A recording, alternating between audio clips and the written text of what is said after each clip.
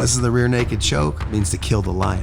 Okay. So, please. Okay. Oh my God. Yo Show. Welcome to the Yo Show. Thank you so much, man. We had Brad Williams on. We had, who else we have, Alex? Harrison Greenbaum. Yeah, and we're recording this time for reals. Oh, we're recording. Yeah. So Alex has it going on right now because Alex, he's our engineer of the show. And the last couple podcasts, he forgot cords.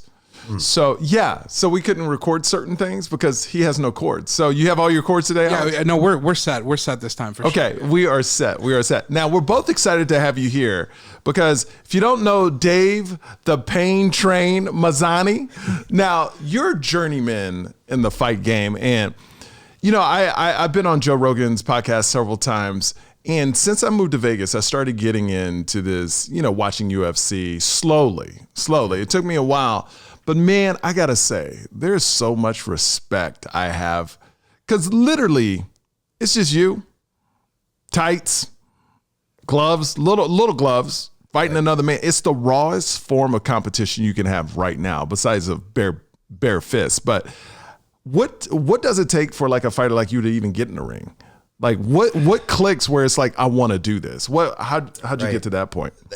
That's a tough question because I mean, I think it comes from a dream from when you're young, right? Like you saw the Jean-Claude Van Damme Bloodsport movie, and you saw, you know, Rocky, and you saw these fight movies, and even, I don't know, little things like some kung fu movies like Bruce Lee and even the Power Rangers and stuff. Like, fighting was cool. Like, and it's something you want to do. What'd you do with your action figures? He-Man toys. You always made them fight. So that was like one of the coolest things you could do. And so growing up, I sort of visualize that as something I want to do, but I was an athlete, right? Like I was so when you say an athlete, what type of sports did you play at a young age? It was ice hockey. Growing up, I was from Alaska. I am from Alaska. Wow. Okay. So. How was that? You know, you're the first person I've ever interviewed from Alaska. Yeah. How long of your life did you live in Alaska? Born and raised, man. Born and raised all the way through high school. Went to college in Colorado, another cold place, and then came back. So how was it growing up in Alaska?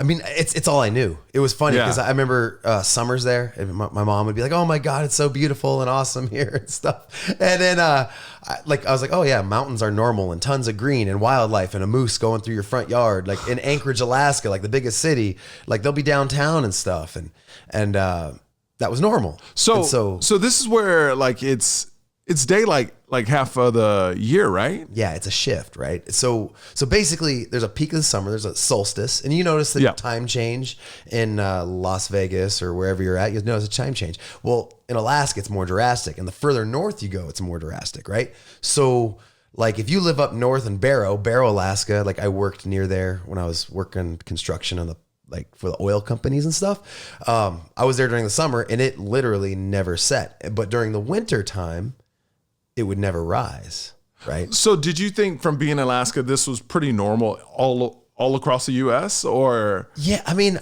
it wasn't until like I visited family members in like Michigan and stuff, like New Mexico or whatever. I remember going outside and it was summertime, and it was like I only had a t-shirt on and I could see the stars. I was like, whoa, usually I'm in a snowsuit in order to see the stars, right? It has to be cold, you know? And but basically like Anchorage was like, I remember working construction, like after I graduated from college and stuff. I remember looking at outside, and the sun was rising. It was we had about 11 o'clock lunch, and the sun was rising at 10:30. And I go, oh man, it's almost lunch when the sun was rising, right? And then you go home and it's setting. It's rough. Was there any black people in Alaska? Yeah, there are. Absolutely. Yeah. What? My high school was one of the most diverse high schools in the United States. So that meant like y'all had 3 black people in it? No. I had no. So my school, I was in Bartlett High School. Shout out Bartlett High School. Bartlett High School. East Side Anchorage. We were next to 2 military bases, right? Elmendorf, Fort Rich. But also we had a big group of Polynesian culture. We had Hispanic, we had Asian, we had black people like So you're around all types of cultures. Yeah, there was 37 languages spoken at my school at the time. Oh my God. See, when I picture Alaska, I picture white. Right. And the people white, everything white. Right. It's just white, everything. But it's not. That's great. Anchorage is a melting pot that people come to places for money. Alaska was the last frontier. So it was opened up. There's money in oil. There's money in fishing, and there's opportunity. Wherever there's opportunity, people travel. Yep. And so it was a growing place. And so that's one thing I was fortunate with, right? Like I remember, my high school was full of all different shapes and sizes and colors and languages and whatever. So I never understood like the forced diversity thing. I just always knew that to be true in my school. So you really didn't learn that till you got to, I mean, you're part of the States, but till you got to this part of the States, how big of a deal, like, I don't want to say racism because I don't want to, but like to you it was normal, but to a lot of places you learn in America, it's not normal. Like my wife, there really wasn't a lot of ethnic people around her growing up. I mean, granted, there was, racism. You heard things and things were being said, but like I got to experience different cultures. Like it was, like the Polynesian group would do the assembly do like a dance and whatever, and we saw like obviously there's the Native Alaskans who had ethnic. You always learn about their history in Alaska, which is different than the cultures down in Indians and down in the States. Yeah, of course. It's incredible. So it's cool. So you're born and raised Alaska, go to school, high school, middle school, hockey was your thing. Yes. In your mind, was there ever fighting in your mind at that time or no? Right. I knew if I was going to make it in hockey, I wasn't a finesse guy. Speaking of black people, there was 2 black people on my team. So, excuse me. All right. So playing hockey, which right? One of them was our captain. Oh, there you go. One of them was our goalie. So nice. Yeah. So so there we go. Playing like a very white sport, we still had 2 black people. There you go. But anyways, and Scotty Gomez, Scotty Gomez, he played for the New Jersey Devils. He was the rookie of the year and won the Stanley Cup. Did he play at that high school? He played at East, which is another East Side Anchorage school. Nice. He graduated from East. Did y'all play that school? Yes, but not when he was older than me. Yeah. Gotcha. But he was the first, I believe he was the first Mexican American hockey player to play in the NHL. Oh, just give us 20 years. So. We're taking over hockey too. We just got to get used to the cold weather. Yeah. We'll be all right. We'll be all right. But so was there any thought in your mind, because you were I want to be a fighter. Right. Yeah. I mean, or not yet. I always wanted to, but that's not the responsible thing to do, right? You're supposed to go to college to play a real sport, do that thing. And then, but it was like after I got done with everything, I graduated and I was like, well, I still feel like an athlete. I still want to compete. It's not like men's league hockey wasn't really doing this thing. I ran track and field in college. I was a decathlete, but I was like, well, I'm just going to get one fight because we had the Alaska Fighting Championships in Anchorage. Okay. So they fight in the Sullivan Arena on Thursdays. So this was a every week thing and just like amateurs could go in and fight? Is that what it was? I mean, technically back then it was pro because back in the day I didn't know what amateur fighting was until I came to the States. Like you fight an amateur or pro. I was like, well, you don't get the paycheck was garbage. You get like a couple $100 to cover your bar tab, afterwards, but, yeah, I was just like, I want to try that. I'm going to do that at least once, like bucket list item. Let's do it. To be in a fight. Yes, to be in a fight behind a cage because I was never a guy to like get beef with somebody and like fight them. So did you get in a lot of fights in high school? No, I was kind of like a weird kid. I was a distance runner, also a hockey player. So I was the guy in like running shorts and a hemp necklace. And people would talk crap to me. It was whatever. Like I was cool with everybody, but I was like the weird guy. Yeah. And I still am the weird guy. I can just punch people in the face better. Yeah, right. So, yeah, it was a bucket. So I went to Gracie Baja Jiu-Jitsu in Alaska. Well, actually, it wasn't that. It was something. It was named something different. But we ended up becoming Gracie Baja with Professor Ted Stickle. And so your goal was to be in this local fight. Yes. So you had to go train, of course, and that's when you went to the Gracie. School. Yeah, okay. So my instructor there. I mean, he was. Like jiu-jitsu was hard to find, but I mean, and this is the funny thing. I watched UFC, I watched Pride, I watched the MMA as it grew. Okay, let me ask you this: UFC at that time, what fight number were they on when you started? Because they're on like 276 right now. God, who was fighting at the time?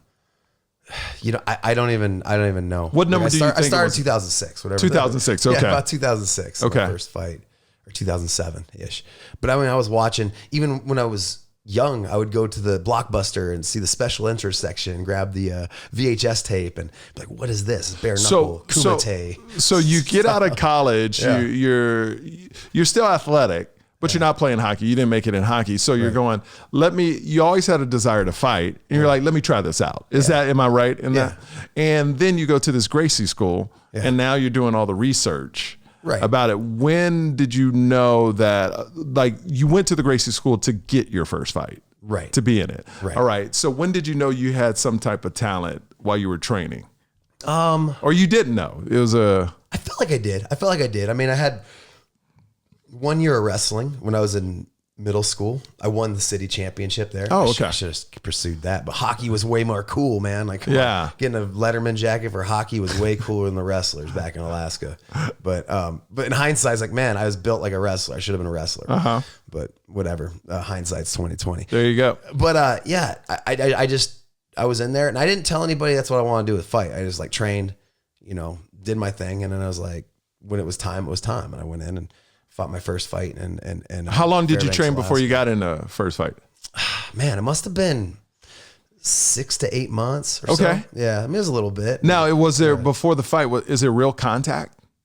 Like before you actually get punched in the face, are you getting punched in the face before that? Like in practice? Yeah. Oh, absolutely. Oh, so it's real. Like when you Ken Shamrock's book. Remember Ken Shamrock? Yes. World's Dangerous Man. Yeah. So he in his book, it was one of the books I read, like getting ready. I was like, okay, let me read from the best. And he said the best way to get good at fighting was fighting.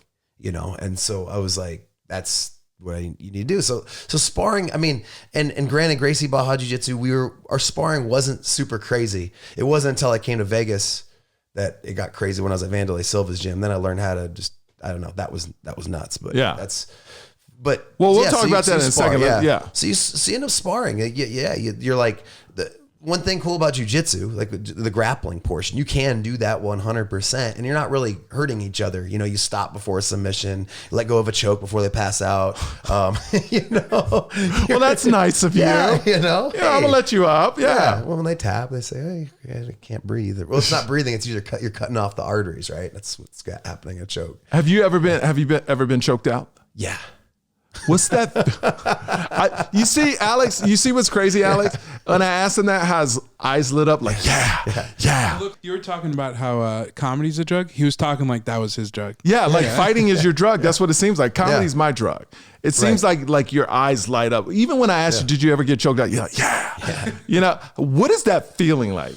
It's weird. It sort of like goes, and some people do this for fun. I've had what? Yeah, you know that? Like, you never seen people do that like in middle school or like pass each other out? No, maybe in Alaska. Maybe in Alaska they do that. Dark cold winters. Yeah, it's dark outside anyway. Put me under. Yeah, no, you'd like people would hyperventilate themselves, and they would like push on their chest or like cut off, Okay, whatever. no, they wouldn't do that. That's an Alaska thing. I guess so. Yeah. So, but it's weird. You just kind of like. But wake you did that in Alaska? Is that the things y'all were doing? Kids did. I mean, I never really did it. Like one of my friends got in trouble for that. He did that. Yeah. Yeah. You should. Yeah. He hit his head on a curb and he went to the hospital. I'm not going to name any names, but if you're listening, you know who you are. Well, if you're knocking yourself out, you kind of deserve that. I'm not gonna lie. You kind of deserve what comes with that, being knocked out. Yeah. On purpose. Yeah. But when you're in the ring and you get choked out the first time. Right. Yeah. He submission hold, dude choked you out. What is that feeling like? Well, it's weird. Like if I put you in a chokehold. No, right please now, don't. Please don't. If I did, you would know like, okay, I need a tap. Like it's one of those things that like you inherently know the lights are going out and they're going dim. It's like you're going to death, right? Like it feels like it. So like I referee jiu-jitsu for NAGA, North American Grappling Association. So the kids, they don't know when an arm lock's about to go because they don't know the limits of their joints. But like almost every time they get in a chokehold, they know to tap. It's something So do most people tap before the lights start to go out? Yes. Or okay. Yes. So as soon as you feel like, okay, this is it. You know when it's done, right? Like the one time I did get choked unconscious in a competition, it was like, fuck you. I'm not going to give you the glory of me quitting. Fuck you. Like, wait, you're gonna have to wait. kill me to put me Oh, on. okay. Like- So you like, did it all. You kind of wanted him. Like, you're I not didn't going want to him to. I wanted to win. I was fighting the choke, but I'm not going to give you the satisfaction of me tapping, of me giving up. Oh, so I'm not going to give you that shit. Oh, wow. You know, see, that's a it was like, you hear yeah, that, Alex? That's a fucking fighter right there, bro. He's not gonna just give you the tap. No. You gotta take him out. Yeah. And granted, That's I some tapped, gay- but that fight was like, no, fuck this guy. No, I would have tapped so soon. As soon as he know. put me, hey, I'm out. Hey, get me. That's what I would have been. Yeah. So, but it is one of those things that, like, well, you saw that. So your lights started to go out It with just starts to fade, and you wake up and you're like, oh, where am I at? Oh God, it's over. I lost. You know what I mean? So you're telling me you went through years of being choked out, almost blacked out, probably hit wherever, just to make a couple $100 and spend it at the bar. What is wrong with you? it's weird. Like I don't know, and maybe Michael, you would relate to this. It's like that first time you like got in a room and you killed it. You're like, oh shit, this is it right there, and then you're chasing the dragon from there on out. It is. Chasing the dragon. And yours, like, we chase the dragon and nobody punches us or chokes us out on set. I mean, maybe Will Smith would come up and slap us every once in a while, but nobody is physically choking us out on set. It's like the closest I ever got to being choked out. And I told you about this. I was on a plane and I had food poisoning, so I was dehydrated. I walked down the aisle. I woke up, and there was a black guy with my legs over my head, and he looks between my legs and he goes, "Are you okay?" And I looked at him and went, "Am I? I don't know what just happened." And he said I was out for like 30 seconds. I just passed out in the middle of the aisle of a plane. This happened about 2 months ago. It was crazy. But the thing that went through my mind is, oh, that's like death. Yeah. Like, I wouldn't have known. Yeah. If that was death, I wouldn't have known. Right. Because I was just out. And I would imagine that's how it is on one of those chokeholds. Yeah. Or knockout or whatever. Or knocked out. So I know what was your record? It was 17-7 and 1 no contest. What does a no 17 contest wins. mean? Meant that it sort of ended like in this situation. I was fighting John Alessio in Canada. It was main events. I was like, yeah, it's my chance. And I hit him with an overhand right. And it was like the first 90 seconds. I remember hitting him with an overhand right. And then I broke my hand on his head, which sucked because it took forever to heal. And then he shot a takedown afterwards. My hands were out, and then my finger went into his eyeball and tore his retina. And then the fight couldn't continue after the first round. So the main event of the fight was like no contest. So you would have kept fighting with a broke hand. Yeah. Y'all are just different animals, bro. Yeah, well, that's what I love about you guys. You guys are warriors, man. Yeah. Like, you break my hand and I'm done. right. Yes, but this dude was gonna finish the whole fight with a broke hand. Yeah. But I see these fighters, like, y'all light up. I talk to a lot of them. Y'all light up. Right. Anything. It's kind of like when I interview the SEALs that went into Benghazi. Normal life is very boring for them. Like, it's hard to get that adrenaline level because it becomes a drug, the adrenaline rush. So I remember talking to these 3 guys, and they were like, man, I miss bullets whizzing by my head, saving my partner's lives, ducking bullets. And I'm like, yo, you're crazy. But then I can see it in your face. Right. Your eyes is like the adrenaline rush of being in a fight, mano a mano, man to man, swinging. Possibly he's going to win. I'm going to win. One of us is going to walk out of here. Right. You can't get that adrenaline rush just in everyday life. The thing about it is it's like there's bad consequences to failure, right? Like, and it's the same thing that you chase, right? Like, if you bomb on a stage, it's like the worst feeling ever. You're like embarrassed. It's embarrassment, right? You lose a fight, it's embarrassing. You aren't a man. Like, what's the thing we always resort to? I'll beat your ass, right? Yeah. Like, that's what you'll say. And then when somebody beats your ass, there's nothing left for you. You are just less than that person in front of thousands of people, in front of everybody. Like, everybody watches. For some reason, like, the hardest thing you've done in your life, the one thing you dedicate yourself to, everybody watches. Everything else, nobody watches your bar exam. Nobody else watches your SATs or anything else you studied hard for. But for some reason, they watch your fight closely, and then they're connected and they're invested to it. So when you lose that, it's ultra embarrassing. Just think about anybody out there. Think about the toughest thing you ever studied for or worked for in your life. But then all of a sudden, everyone is invested. Now that thing becomes more like there's more weight on it. And then when you lose, it's awful. I mean, Worst do you thing. go into a sense of depression after that? Yeah. Because it's like if you lose a basketball game, oh, we'll get them next week. Oh, we'll get them in the finals. We'll get them next year or whatever. You most likely will not fight that individual ever again. Or you probably won't fight again for another couple months at the the soonest, right? Sometimes 6 months, sometimes a year. Like that time I broke my hand, I had to wait another year to redeem myself and get a fight. So yeah, so you have to win. So like when you say you go into what happens to a fighter? A lot of fighters after, do you kind of go in isolation? I'm talking about after you lose. It's weird. Win or lose, there's a drop, right? Like is there? Okay. It's like any big event. Think about a wedding or I don't know, even Christmas or whatever. You get ready for this big thing and it like happens, and then after that you're back to normal. It's what the higher the high, the bigger the dip. You can't ride a high forever, right? And usually what goes up must come down. Yeah. So this is what happens with a fight. So even if you win, like I know people, like I've sat there with a title around my shoulder and be like, oh man, I'm sad. Why am I sad? Really? But you lose, it's even worse because, the people that normally would be messaging you aren't messaging you, and people that are normally wanting to be your buddy aren't being, the closest, you find out who the closest people are to you, right? And then you're replaying that fight, every movement, everything. You watch the tape, and then that tape is just stuck in your brain and you're just trying to fix it, right? Like you have a bad set on stage. Well, tomorrow you can fix it. Yeah. Okay, I did X, Y, and Z wrong. Cool. Now I just have to fix it every day at practice. I have to fix it. But it really doesn't matter until I step into the ring again. Will I do that stupid thing again? I don't know. Because everything changes under pressure. Like you can practice something all you want, but it changes under pressure, and you don't know if you're going to change it under pressure. Here's when I watched the UFC. Now, I know you always wanted to get to the UFC, Right. but that you fell short of that, but you were on the EFC, correct? Right. Extreme Fighting Championships in South Africa. And that's where you won a championship. Yeah. Correct? Yeah. And what's the biggest difference between those two? I mean, the pay.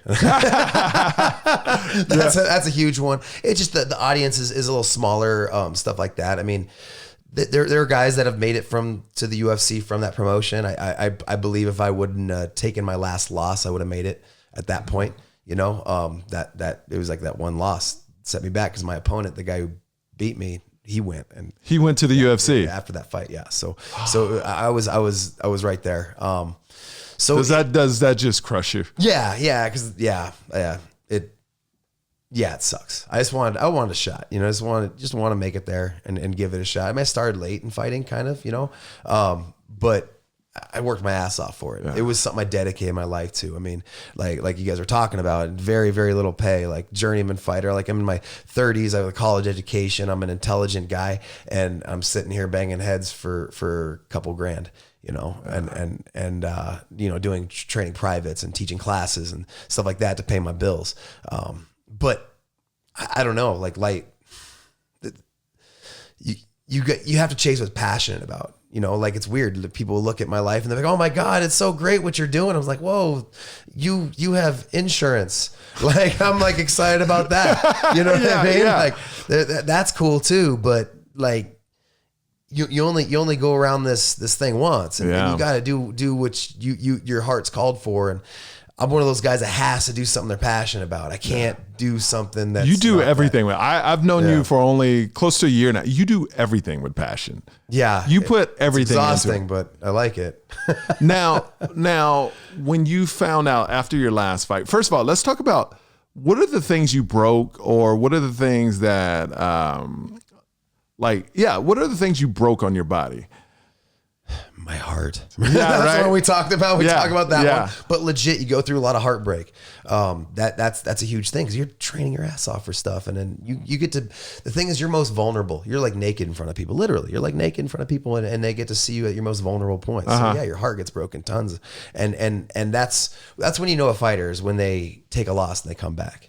The person that's undefeated and then takes a loss and quits, or like quits, they're undefeated. That it's hard to call that person a fighter, because a fighter is a person that gets up and they can lick their wounds and they can come back, What's your toughest injury? You had the toughest broken injury. hand? So so I was fighting out of Alaska, right? And I started fighting in Canada, various promotions in Edmonton. I took 3 losses in a row. I took one main event in Anchorage. Then I had a fight against, and then I had a fight against Claude Patrick, who went to the UFC later on. And I went 2 or 3 rounds with him. And then I had a fight with Ryan Ford, who was like, and this is when I was fighting at welterweight. This is when I learned how to cut. I could learn how to cut weight the hard way. So I was walking around 170. I was like, okay, I'm fighting at 170. So I get to this fight and Ryan Ford's walking into the cage about 190, right? Like, cause he cut so much weight. And we go in and you know, I'm outclassed. I shouldn't have been matched up with him. I had no manager. I was a tough guy. I saw any motherfucker and I was like, I'll beat that guy. Right? Yeah. And so Ryan, you know, he hits me with like a 1-2 and a switch kick, and I leaned right into his kick, shin across the face. So my nose is touching my cheekbone. You know, there's bones coming out of the bridge of my nose, right? Like you could see flakes of bone coming out of my nose, and I'm just blood is gushing out of my face. So he hits me with that kick. I hit the ground. I put him into an arm bar, right? Like unconsciously. I kind of like, I'm just doing it. He lifts me up, slams me down. Okay, he's a little heavier than me, and starts drilling me in the face, and they stop the fight. And so I'm in the back. I got blood all over me. They put 2 rods up my nose and straightened it out. I took a shower. I remember the shower smelled like iron, right? Because of all the blood, right? Like weird sensation, you know. And my sister was like, she always corners me. My sister, Gina Danger Mazany. She goes, yeah, the shower smells like iron, Dave. Like she could smell it coming from the steaming up all the blood. And so so my eye completely shut. I fractured my orbital right here. My teeth are still numb from that fight, right? Like still? Yeah, still like, you know, where you come out of the dentist, it's a little numb. It's still kind of like that. And then I had to get my nose reconstruction and an orbital fracture. And Dr. Rosen, shout out to Dr. Rosen. He's a brown belt in my gym at the time. Best eye surgeon in Anchorage.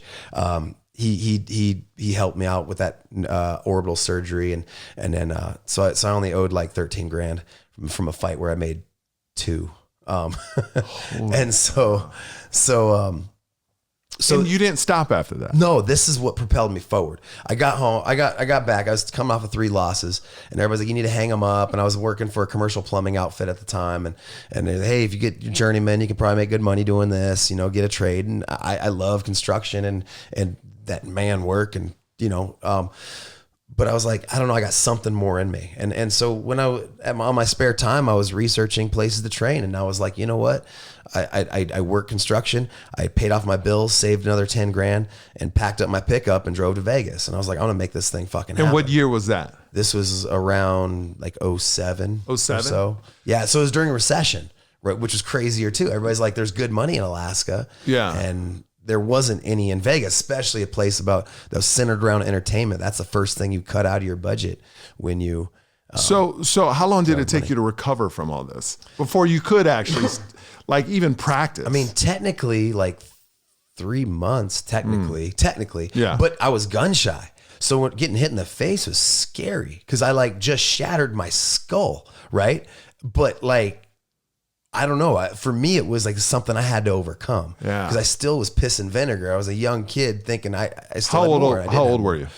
Oh shit. What was that? I'd have been 25, 26, you know, but I was like, I still had more in me, still had more.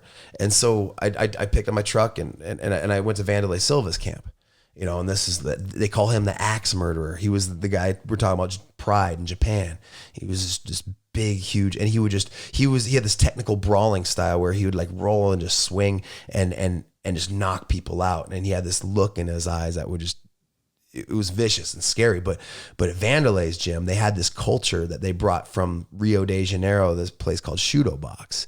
And they were known for sparring hard, like almost every day. And Vanderlei brought that culture into his gym. And it's probably the thing I needed the most. I needed to be hit in the head. I needed to be almost knocked out. I needed people to come I needed the adrenaline rush every single time I came into practice, right? I had a lot of technique and stuff from Gracie Baja Jiu-Jitsu. My Jiu-Jitsu and grappling was great, but my striking, I needed to go through the ringer in order to get better. And so at Vanderlei's camp, I did that. And that was when I started coming into being the fighter I am now, Dave the Pain Train Mazany. Well, now I'm retired, but I was. I'm trying. Was to get the out of Pain it. Train? Yeah, now I'm like the caboose. Now you're the now you're the nice train. The Thomas the Tank Engine. So this new gym propelled you to start winning fights. Yeah.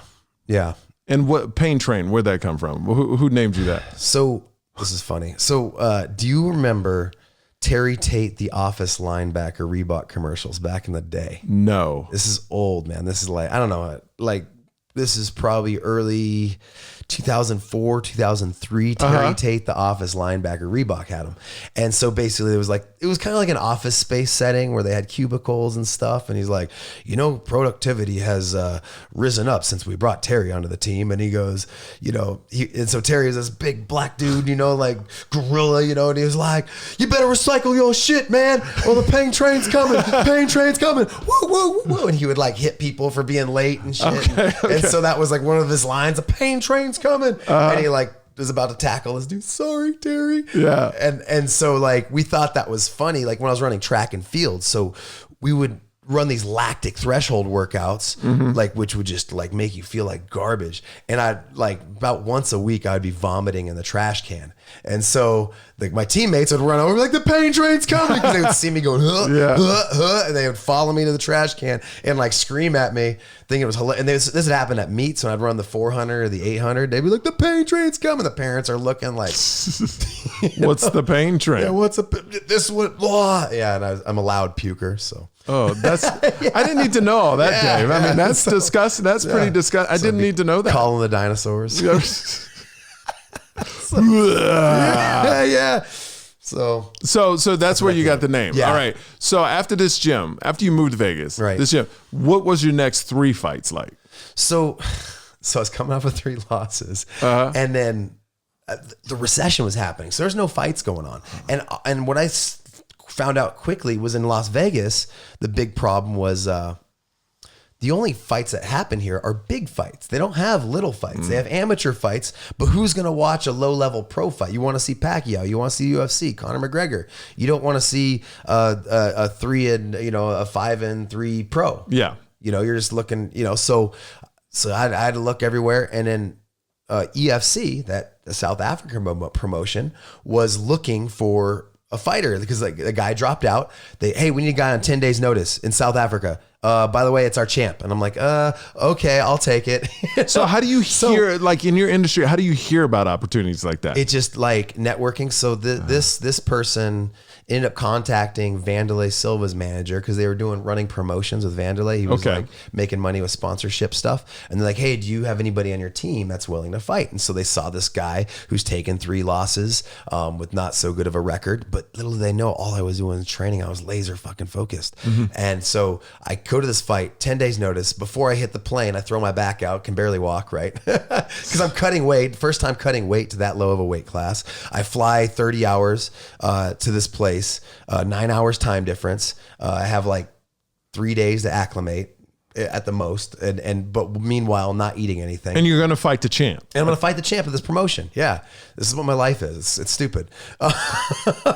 Crazy. So here we are in Johannesburg, Coca-Cola Dome, 5,000 feet altitude too. So I'm fighting at altitude, which is another thing that's crappy. I'm not, I'm in shape, but I'm not in peak shape, right? So I go in there and I fight this guy Vince O'Neill, and he's hyped up. He's in all the magazines over there. He's like this vicious wrestler, ground and pound guy. And he thinks he's going to destroy you. You got 3 losses. Nobody knows who you are. And you I would think that. Yeah. But then I got onto weigh-ins, and again, I wasn't drinking. I was eating clean. Everything was good. I was getting ready for a fight for months, basically. I just didn't know when the fight was going to be. Took off my shirt. The promoters go, "Ooh, shoot, this guy's in shape," So I go in there and I'm fighting this dude. And I end up taking him down, taking his back, and sinking in the choke. And Michael, sinking in the choke. Like what does that mean? Shh, good night. Do you whisper that to him? No, I just think it'll be funny, right? Nighty night. So you put him in that hold. I took his back. I put my arm around his head and I choked him out. But so the crazy thing about that, my confidence was so low. My forearm and my bicep was around both arteries. I was squeezing, and the first thought was, I wonder how he's going to get out. How is he going to get out of this choke? He's surely going to get out because I can't win right now. Even though I did all the training, did everything I need to do, my confidence is low. While you're in there, you're feeling that. Yeah, and it was weird, this long thought. And it was like a split second because I sunk it. I looked at the video, I sunk it and he tapped. But like time shifts strangely in there, right? It's shifting. So I sink in this choke. And then he taps and I go, holy shit. And I stand up and I'm going crazy and they get me on the microphone. And this is like, this is on national TV in South Africa. Big. So this is their big fight right now. This is their arena. It was like, I've never fought in a promotion this big, ever. How many people you think were there in the arena? I mean, it was a packed small arena, but it was like, I want to say 2,000 or 3,000. Oh yeah. Okay. I mean, but it was packed. It was full. So it like felt electric, right? Yeah. And like the music and the light, doom, doom, doom, doom, like the bass, he was hitting you and stuff. And it was just like me and my coach. And this is a weird, I don't know. I want to get sidetracked, but me and my coach, Mike Smith. But, so I get to the microphone and they go, hey Dave, how do you feel? I was like, I haven't won a fight in years. This is great. and they're like, oh God. And they're like, cut that out. They're like trying to edit it. Like, cut that out of the interview, you know? So he just made our champ look like an asshole, right? You know? And so, and then after that point, they decided to not bring back international fighters. They're like, oh, this litmus test. Yeah. Because this is a non-title fight, you know, and whatever. So I went off and fought the journeyman circuit for a long time. Just whatever fight I could find. So they never brought you back. They didn't bring me back. I thought that was a ship that sailed. But I basically beat the title holder. I was the person to win the title in my mind. But they didn't have you back. They didn't have me back. Because you were international? Because I was an international fighter, and they're like, we aren't going to test those waters yet. Gotcha. Test those waters. That was a kind of a litmus test, and it failed. And then got you. Okay, so they were like, let's see how good we really are over here. And then granted, they did progress. Like information travels quickly, especially the internet and stuff like that. They got a lot better. And then years and years later, when I did, you know, I actually hacked Twitter a little bit. I don't remember. I was like, one of my buddies showed me how to use a Twitter bot, right? Like to add and follow people. Oh, you know? really? So, yeah. It was like, so I started adding people on EFC, you know, people following EFC and then unfollowing, unfollowing. And then like maybe 20% retention rate, right? Like people start adding. And so I'd be like, Throwback Thursday. Remember that time I choked out the champ? That was crazy. And then people are like, oh my God, yeah, Mazany, where is he? You know? Yeah. And then so then the promoter's like, yeah, ever since we decided to go international, there's a little bit of a buzz about you. I don't know what that's about. And I'm like, I wonder. Like, I made that shit happen. You made it happen. Yeah, you have to. You have to be savvy sometimes, right? You made your own buzz, bro. Right. And through a bot. Yes, admin. Dude, that's so cool. Hey, Alex, can we get me some bots for the podcast? Definitely not. No. No, we need bots. No. Dude, the Pain Train had bots. We can have bots, man. Yeah, and who has more followers? Yeah, right? You're doing fine. Nah, but I'm thinking about this bot game, man. Yeah. Okay, so you got the buzz. So they were like, yo, these people talking. They brought me back and I fought this guy, Sibu Sisu Mudoko. And I had to like in there, I was like, I got to come in there and just fucking annihilate him. And I went in and I knocked him out. I knocked him out cold, overhand right, and his ground and pounded him, you know, and I got up and I told him exactly that on the microphone. I was like, hey, you know, I beat the champion. Nobody else has beaten me from this promotion. Like, I deserve the title. And then I got the title shot, won the title, and then kind of my career in EFC sparked from there. How long did you fight for EFC? Man, it was how many fights? Like about 7 fights in South Africa. Great. So that's about 7 flights back and forth. Did you start to like South Africa? Yeah, it was one of those things. And this is the weird thing is they hate foreign. I mean, any country. Yeah. They don't want the foreign guy to win. Yeah. Right. But after a little bit, like they realized I wasn't a dick because I wasn't going to be a dick. Yeah. They were kind of like, hey, Dave, you should like push the guy at weigh-ins. We'll give you more money. Well, you were the one that wouldn't talk trash, right? No, I want to be myself. I want to be organic. You know, I'm a competitor. You shut that door. I'm ruthless and I'll knock your head off. Right. I'll do the thing. But before and after I'm like this, right? Whatever. Like I go in there, grind, close the door. You get to be a different person. Because UFC and different fights, right? It's all about the hype now. Yeah. You know, of course these men are talented, but you know, they want 2 people to talk crap so they can be promos, and you didn't really fall in line with that. No, I mean, but I was over in a different way, right? Like they they like, because I did a little pro wrestling. I did pro wrestling, so I had a little quirky gimmick there. I would talk to them about like just being a good athlete, and like I'd make silly jokes or something, but I would be myself, right? You had like, your thing. I wasn't boring, you know, but like I felt like I could use my powers, you know. It was like Peter Parker. You get great power comes with great responsibility, right? Like I would use my power. I would encourage people to work hard and then like maybe give people hope with things, right? It wasn't about like beating somebody up. It was about aspiring to do the best thing you possibly could be and make the possible impossible, right? A kid from Alaska wasn't supposed to move to Vegas, train at Vanderlei Silva's gym, eventually Randy Couture's gym, and then go to Africa and win a title. I shouldn't have even done that, much less, you know, and the UFC would have been icing on the cake. But, you know, like, because when I was a kid, I was inspired by athletes, man. Like, I remember seeing a local guy, Doug Spooner, he played for the Anchorage Aces, and I was like, whoa, that's like really cool. And I still remember that. And do you remember what famous athletes like inspired you when you were young? I mean, of course, like Wayne Gretzky, right? Wayne Gretzky was cool. And then, you know, Mark Messier, you know, just hockey players. I always liked hockey players. And then when I was a runner, Steve Prefontaine, you know, you know, but like, I loved greatness, you know, and then I felt like it was my duty to give back that feeling back to somebody, right? Give that feeling back. So when I'd get free tickets in Africa, I would give it to people who couldn't afford the fights. I wouldn't give it to people like some people sold them. Some people, I'd give them to a couple sponsors or whatever. But then like the lady who washed my clothes, I gave it to her, you know, and I gave it to like somebody on the street that had a conversation with the Uber driver, you know, stuff like that. Cause I wanted to show, you know, I wanted people to see the fights. I want to see what we could do because sports are fucking amazing. Yeah, like what people do with their body and people do with their spirit and their mind. They dedicate their lives to it. Yeah. Right. And then for people's entertainment, my brain cells for your entertainment. Yeah, you know. And so I became like a household name a little bit. They called Cape Town my home away from home, basically. Like that was kind of how they marketed me. So they would almost give me the hometown treatment and the hometown opponent when I was in Cape Town, because they kind of felt like I was one of theirs. It was odd.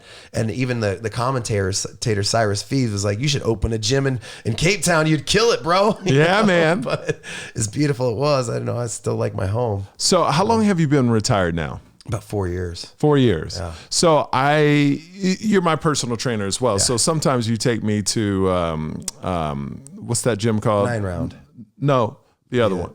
Extreme Couture. Extreme Couture. Yeah, we've been, So once you walk in there, right, does a bit of you say, yeah, I wish I was still in it right now? It's like the alcoholic that's stepping into his favorite liquor store, right? You know? Yeah. You're like, oh man, I remember this. And, but you know, I've done good, set my boundaries. I'm only doing gi jiu-jitsu and I don't jump into the pro practice. And my mouthpiece still has blood in it from that last fight that I had. You know, I just haven't put it in yet.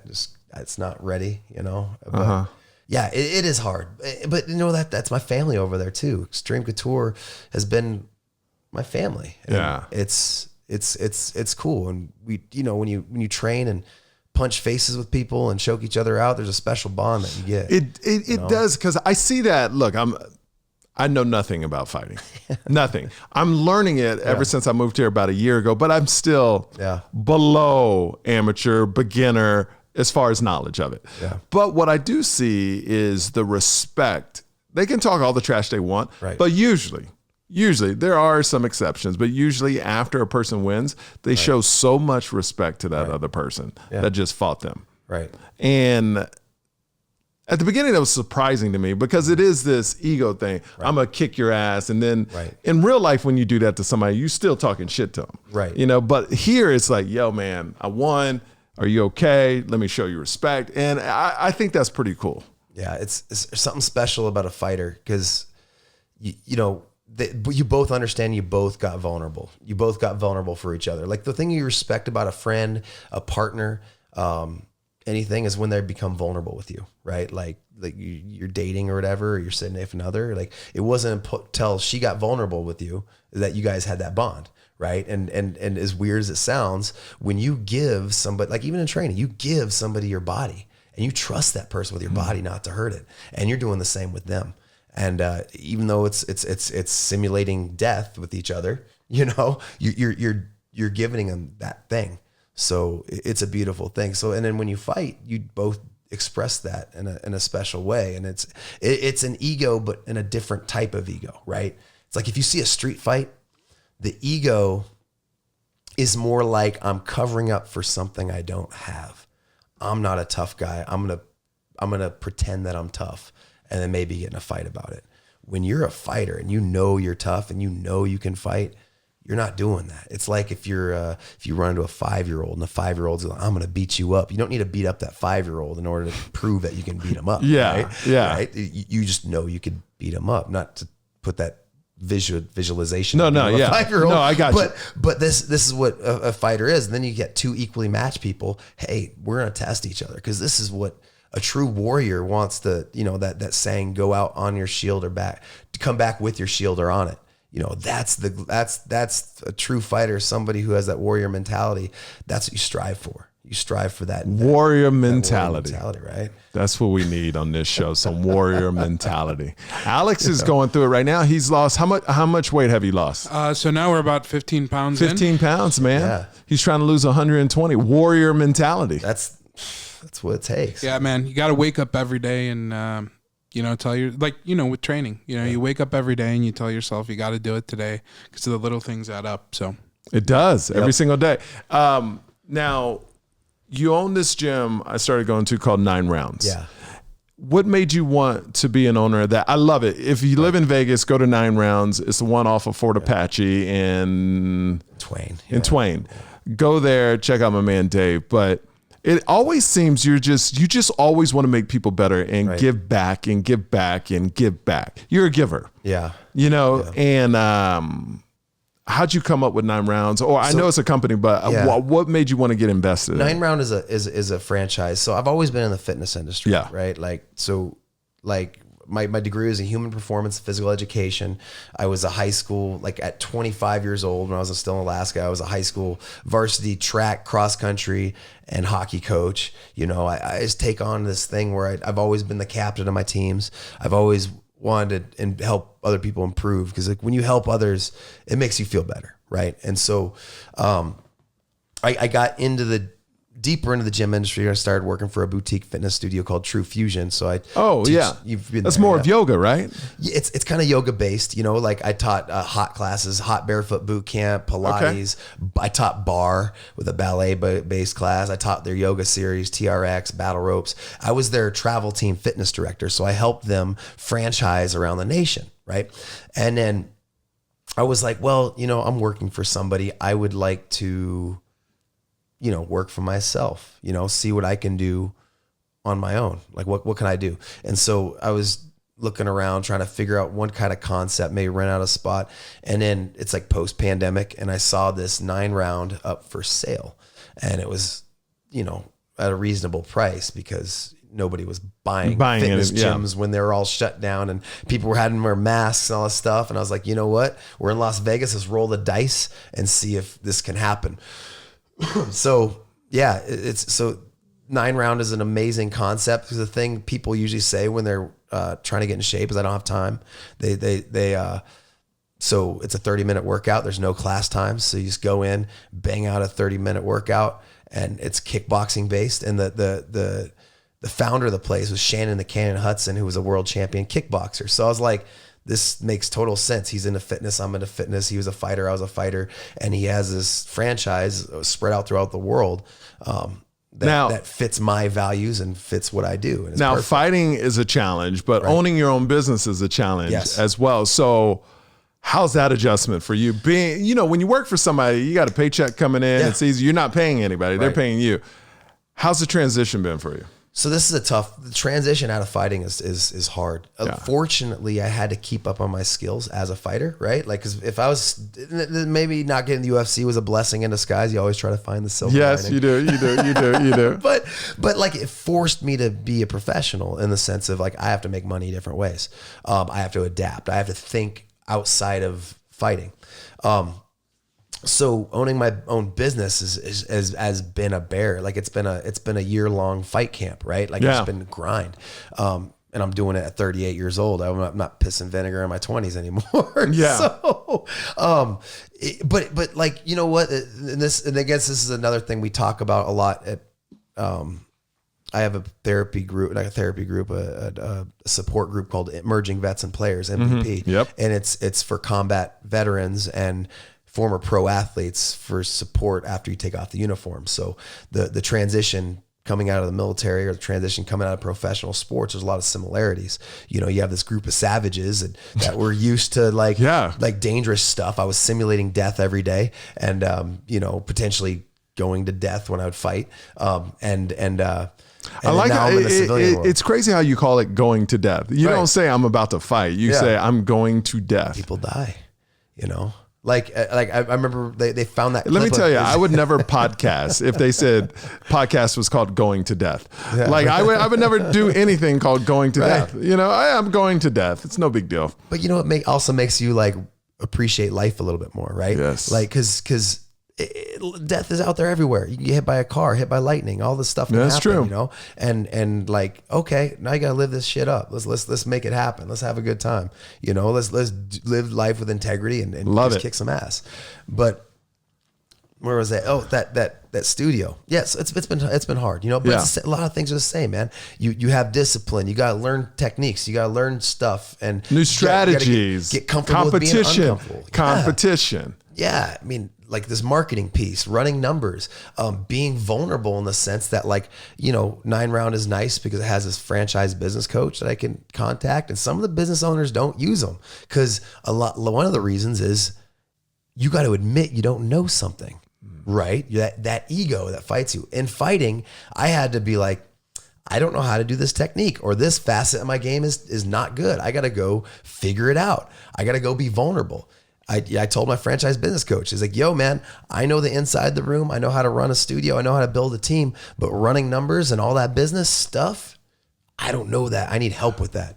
And so now it's me diving into something that I got to admit I'm not good at and get better. Well, 9 Rounds in Las Vegas, the one off of Fort Apache. Go see Dave. I do want to talk about this. I tell all my friends that come to Vegas. Yeah. Do not mess around and try to fight people in Vegas. This is the home of UFC. Yeah. And where people train to be like, there are killers that go to death every day, walking around. I saw a guy in a casino. And here's the thing about fighters. If you ever want to get in a fight in Vegas and a guy's like, nah, let's not fight. And you keep pushing them like, dude, no, let's chill out. Because fighters really, like guys that can fight, they don't want to fight in real life. They want to get paid to fight. And it hurts and there's consequences. Yeah. You know what it entails. So this guy, we were watching this guy and this guy was bigger than this other dude. And he was like, come on. And the small guy was like, no, it's cool, man. Look, go about your way. I'm gonna go about what? Just leave me alone. Right. To push them. He's like, look, man, look. And he was telling his friends, let's go. And his friends were like, yo, man, we gotta push him one more time. He pushed it, turned around. Literally, that's that fast. Dude was in a neck thing, like what do y'all call it? Chokehold?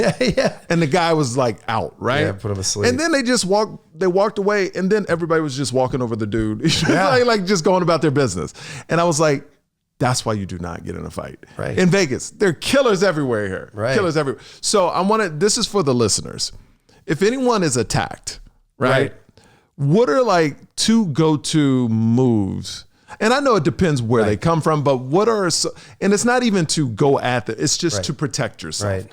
Give me 2 things for an average person like me to protect myself. And this is coming from a guy, and I always like send the disclaimer as like I'm an expert at like lock me in a cage and I'll mess you up or like whatever. But I also know what fighting is, and so here's a couple things. Self-defense. Right? Yes, self-defense. Stock self-defense. And I want to run a seminar at my studio soon, but I want to run it through with one of my old fighter buddies who was a Green Beret, and he teaches training, so he studies this.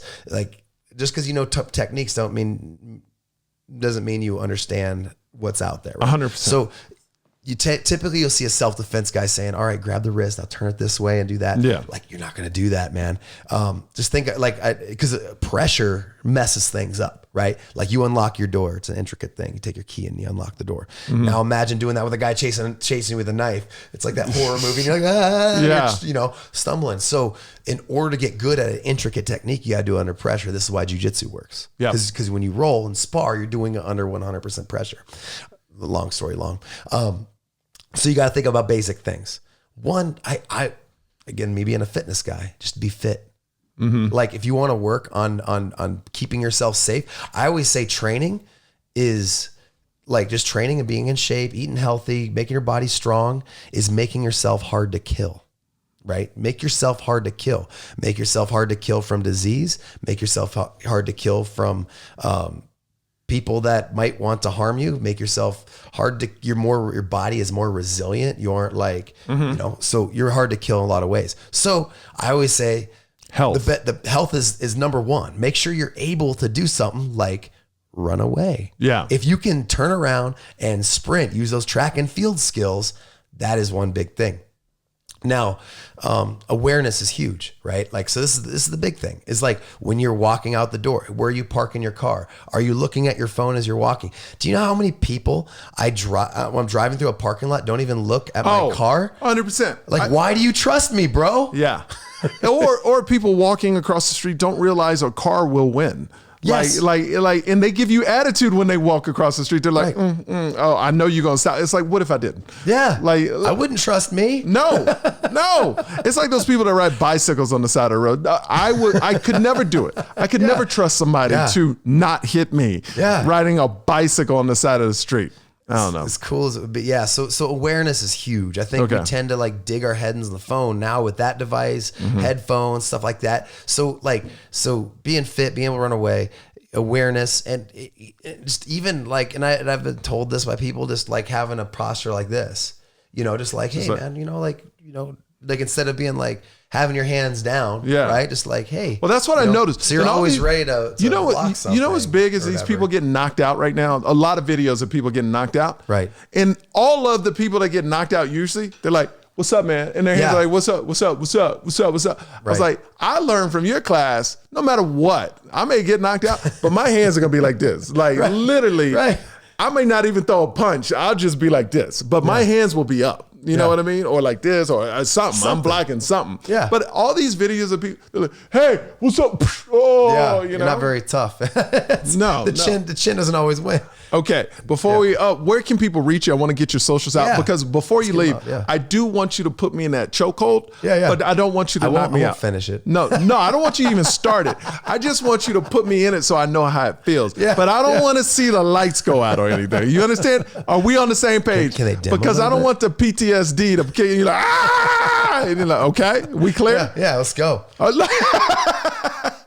Okay, where can people reach you? My Twitter is at Mazany MMA, Mazany MMA, at Mazany MMA, and the same on Twitter. I still and 9 rounds. Talk about 9 rounds. 9 round, yeah, it's 9 round _ Spring Valley LV. Spring Valley LV. Yeah, Spring Valley LV. All right, technically it was in Spring Valley. All right, come over here and put me in this thing. So, no lights out. Okay. Are we? Look, you promise. I promise. Okay. Should I move the mic up? This is the rear naked choke, right? So what is this called? So the rear naked choke. So in Brazil and in Portuguese, it's the mata leão, means to kill the lion, right? Okay. So you get one bicep, right there, right? So that's one artery that was getting cut. Okay, so the other one, that side, and this side, right? Look at him. And then I grab the bicep, and then I pull and squeeze. Okay. Oh my God. So it's just that. Yeah. And it's just a nice little like. Dave, thanks so much for stopping by. Check him out. It's 9 rounds, and it's in 9 rounds, singular. 9 round. 9 round. And what was the Twitter again? Or the Instagram? 9 round _ Spring Valley LV. All right. I'm on tour right now myself. I'll be everywhere. All you got to do is go to michaelyo.com. And please, for Alex, so I can keep employing Alex, please subscribe and give us a thumbs up and watch all the podcasts. And then Alex will be employed for longer. Please do that. All right, we'll see you next time on the Yo Show.